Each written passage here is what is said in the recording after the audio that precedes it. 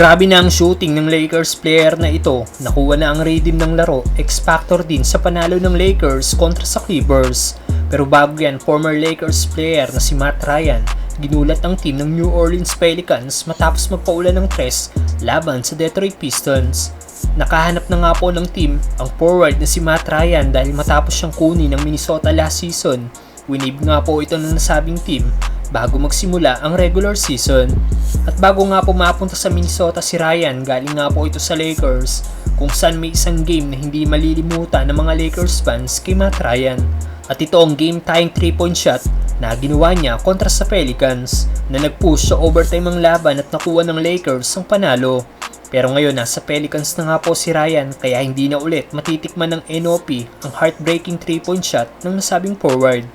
At kanina sa naging laban ng Pelicans kung saan ginamit nga po si Ryan bilang isa sa starting forward ng team matapos sa pagpahingayin muna si Zion, ginulat nga po ni Ryan ng Pelicans at nagpaulan ito ng 6 na tres at nagtapos ng may 20 points.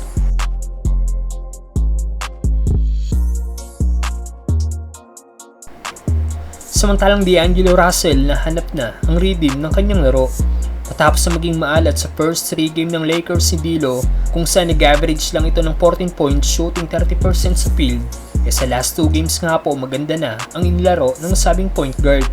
Dahilan kaya nakuha ng Lakers ang panalo. Nag-average nga po si D'Lo sa last 2 games ng 27.5 points shooting 61% sa field na may 6 of 13 shooting sa 3-point area.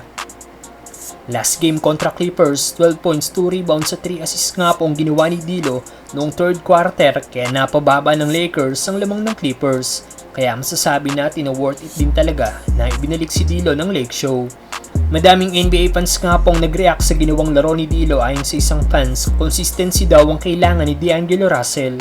Ayon naman sa isang nagkomento, mahirap daw talunin ng Lakers pag may consistent na D'Lo at consistent na Davis.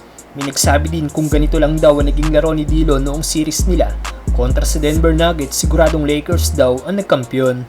Hindi nga lang po sa kanyang laro maaasahan ng one-time All-Star kundi sa pagmomotivate din nito ng kanyang mga teammate.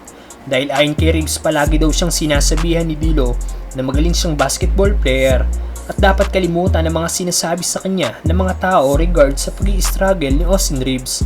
Ayon din kay Wood, kaya komportable siya maglaro sa Lakers ay dahil nagtitiwala sa kanya ang mga teammates niya.